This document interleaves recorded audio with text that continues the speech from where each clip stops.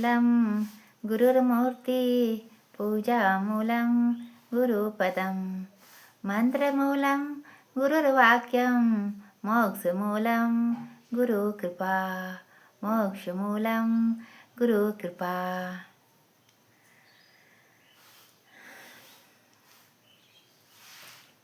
कैसे हैं आप सब? आशा करती हूँ आप सब प्रभु परमात्मा की असीम कृपा से स्वस्थ होंगे,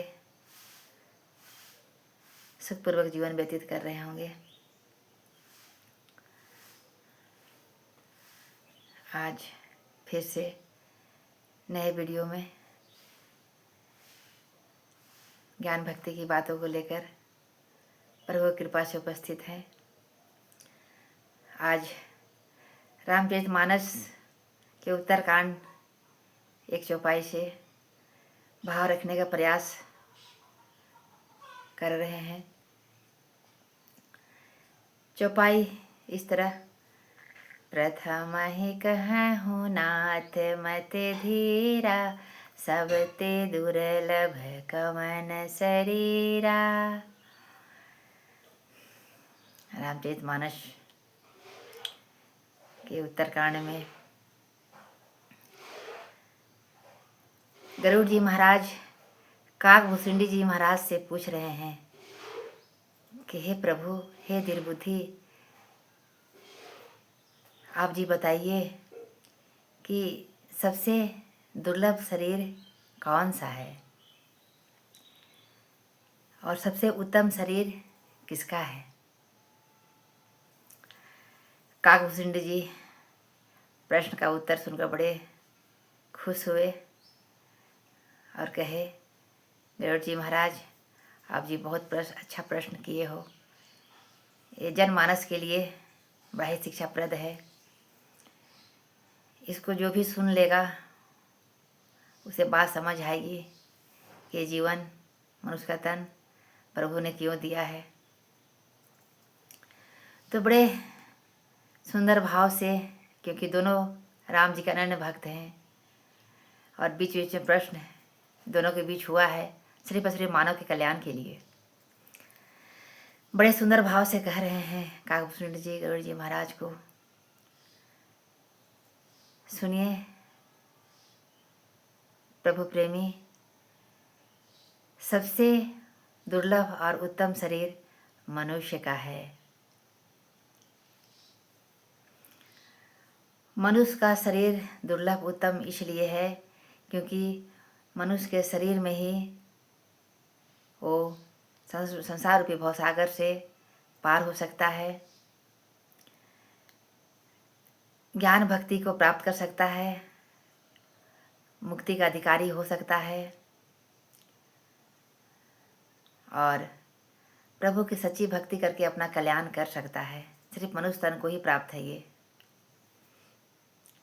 अन्य जीवों के लिए नहीं कहा गया है, सिर्फ मनुष्य के लिए कहा गया कि मनुष्य तन बड़ा ही दुर्लभ और उत्तम तन है, उत्तम शरीर है। इसके द्वारा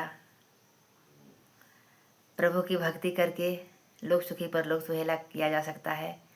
इसी तन के द्वारा मानव के सेवा की जा सकती है। इसी तन के द्वारा मानवता को अपनाकर, दिव्य गुणों को अपनाकर और सबके साथ अच्छा व्यवहार किया जा सकता है। परिवार में, समाज में प्रेम पूर्वक रहा जा सकता है। साथ में जो है इसी शरीर के द्वारा ईश्वर की भक्ति करके, राम जी की भक्ति करके और होले सारे दुखों से, तापों से मुक्त हुआ जा सकता है। कहा भी क्या है, दैहिक, दैविक और भौतिक ताप से सारा संसार जूझ रहा है, लेकिन जो प्रभु के अनन्य भक्ति में करते हैं वो इन तापों से स्वतः ही ऊपर उठ जाते हैं। ताप का प्रभाव नहीं पड़ता है। प्रभु की भक्ति में इतनी शक्ति है। तो बड़ा ही सुंदर काकभूषुंडी जी नर्तन के बारे में समझा रहे हैं कि नर्तन ही स्वर्ग नरक का द्वार है। यदि सच को जान ले, स्वयं को जान ले, सत्य की प्राप्ति कर कर सत्य के अनुरूप जीवन जिए तो मुक्ति और भक्ति प्राप्त कर लेगा सच्ची। लेकिन अगर इससे विमुख है, स्वयं को नहीं जाना, स्वयं को नहीं पहचाना, ईश्वर की सच्ची भक्ति ने प्राप्त नहीं की, तो फिर नरक का द्वार इस शरीर के द्वारा नरक का द्वार प्राप्त होगा। अब चयन करना है कि नरक का द्वार में जाना या फिर स्वर्ग के द्वार में जाना, क्योंकि परमात्मा ने तो दे दिया मनुष्य का तन। अब हमें विचार करना है कि कैसे नर्तन के द्वारा जो है स्वर्ग की प्राप्ति से भी ऊपर मोक्ष और मुक्ति की बात। यहाँ तो अच्छे कर्म करो तो स्वर्ग और बुरे कर्म करो तो नर्क, लेकिन उससे भी ऊपर की बात मोक्ष और मुक्ति। तो ये तो सत्य को जानकर पहचान कर एक से रिश्ता कायम करके, एक से भक्ति करके ही संभव हो सकता है। संसार के भव सागर से पार हुआ जा सकता है। मनुष्य तन प्राप्त करके अगर कोई महापुरुष का संग नहीं किए, कोई ज्ञानी ब्रह्मज्ञानी का संग नहीं किए, जीवन में कोई कामिल मुर्शद नहीं, कोई सतगुरु नहीं, तो बात नहीं बनेगी। सतगुरु चाहिए ही चाहिए संसार के भव सागर से पार करने के लिए। वही संसार के भव सागर से पार कर सकते हैं। एक ही जानकारी देकर, एक ही पहचान कराकर, एक से भक्ति कराकर।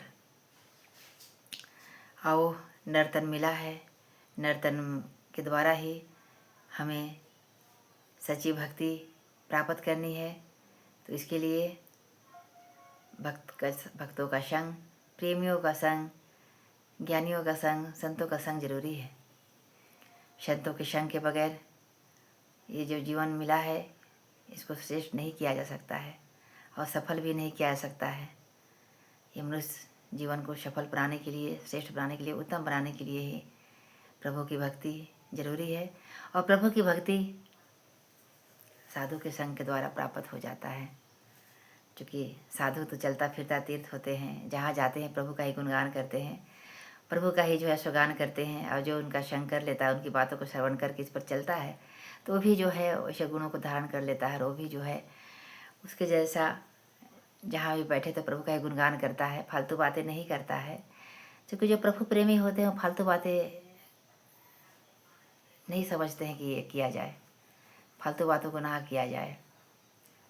उससे अच्छा कि क्यों ना हम प्रभु की बातें की जाए, करें, अच्छी बातों को करें, ज्ञान की बातों को रखें, ताकि सामने के वाले का भी जो है मन बदलाव हो जाए, मन में परिवर्तन हो जाए, मन में रूपांतर आ जाए, जीवन सुखमय हो जाए, शांतिमय हो जाए, आनंदमय हो जाए। ऐसे भाव होते हैं संत महापुरुषों के। तो प्रयास तो यही है कि हे प्रभु, जिस राह पर चलना चाहिए, मनुष्य का धर्म है, ऐसा ही राह पर ही चलना, सत्य के मार्ग पर ही चलना। जितना जितना धर्म के मार्ग पर, सत्य के मार्ग पर चला जाएगा, उतना ही उतना जीवन श्रेष्ठ उत्तम होगा। हमें सत्य को भी जानना जरूरी है, धर्म का मतलब भी जानना जरूरी है। और ये सिर्फ मनुष्य को ही अवसर मिला है जानने का, मनुष्य तन के द्वारा ही हो सकता है ये सब। तो रामचरितमानस ऐसा ग्रंथ जिसको पढ़कर, समझकर इस पर चला जाए तो फिर जीवन जीने में बड़ा आनंद, बड़ा, चूँकि राम की कथा ही तो सारी व्यथा को दूर करती है, जीने का एक सुंदर तरीका बताती है, भक्ति के एक सुंदर तरीका बताती है। और ये साधु के संग में ही प्राप्त होगा। राम की कथा तो साधु के संग में ही होती है ना, भक्तों के संग में ही तो होगा ना। अब हम सोचें कि जो भगवान की भक्ति नहीं करते हैं उसके पास जाकर राम की कथा सुने तो वो नहीं बता सकते हैं। राम की कथा तो ही बताएंगे जो राम से प्रेम करते हैं। वही कहा भी क्या, राम कथा के वही अधिकारी जिन्हें सत्संगति है अति प्यारी। कि राम कथा का अधिकारी वही हैं जिनको सत्संगति प्यारी है, साधु का संग प्यारा है, सत्संग प्यारा है, वही जो है इसका अधिकारी हो सकता है। तो अधिकारी तो भाई मनुष्य तन मिला है तो सबको अधिकार है। इसके लिए जो है मन को इस ओर लगाना पड़ेगा और मन को इस वाणी से जोड़ना पड़ेगा, तभी बात समझ आती है। ऐसे तो बात समझ नहीं आएगी, मन तो बड़ा चंचल है। चंचल मन को जो है कंट्रोल करना, संयमित करना और प्रभु से जोड़ना पड़ता है, प्रयास करना पड़ता है, अभ्यास करना पड़ता है इसके लिए। तब जाकर मन जो है इससे लगता है। धीरे धीरे एक बार कोई नहीं कर सकता, धीरे धीरे लगता है। संसार में मन लगा रहता है, रंग बिरंगी दुनिया में लगा रहता है, उसको ईश्वर लाने के लिए थोड़ा समय लगता है। साधु का संग करते रहें, भक्तों का संग करते रहें तो ये फिर संभव हो जाएगा, मन संयमित हो जाएगा। जैसे जैसे मन भगवान की कथाएँ सुनेगा, मन स्थिर होता जाएगा और अंततः फिर स्थिर होकर जो है इसी कथा सुनने का उसको मन करेगा। फालतू बातें वो सुनना नहीं चाहेगा, सिर्फ अच्छी अच्छी बातें, ज्ञान की बातें, भक्ति की बातें ही सुनेगा। आओ, ये तन की सार्थकता ईश्वर की भक्ति, राम की भक्ति में है। राम की सच्ची भक्ति राम को जानकर पहचान कर की जा सकती है। जो कर रहे हैं बड़ी कृपा है प्रभु की, और जो नहीं उनको प्रयास करना है। यहाँ तो सब कुछ प्राप्त हो सकता है, तो क्यों ना सच्चा भक्ति प्राप्त नहीं हो सकता। सच्चे गुरु की तलाश करके, सच्चा ज्ञान को प्राप्त करके सच्ची भक्ति प्राप्त की जा सकती है। आओ, हम सब बहुत भाग्यशाली हैं, ऐसे अवसर मौका मिला है, इसकी सार्थकता हमें समझ आई। समय का भी कद्र, समय का भी पहचान करते हुए अवसर का मौका का लाभ उठाते चले जाएं और अपने जीवन को सुंदर दिव्य भव्य बनाते चले जाएं। यही अरदास विनती के साथ बोलने को त्रुटि आप भी क्षमा करिएगा। फिर नेक्स्ट वीडियो में, तब तक के लिए नमस्कार, प्रणाम।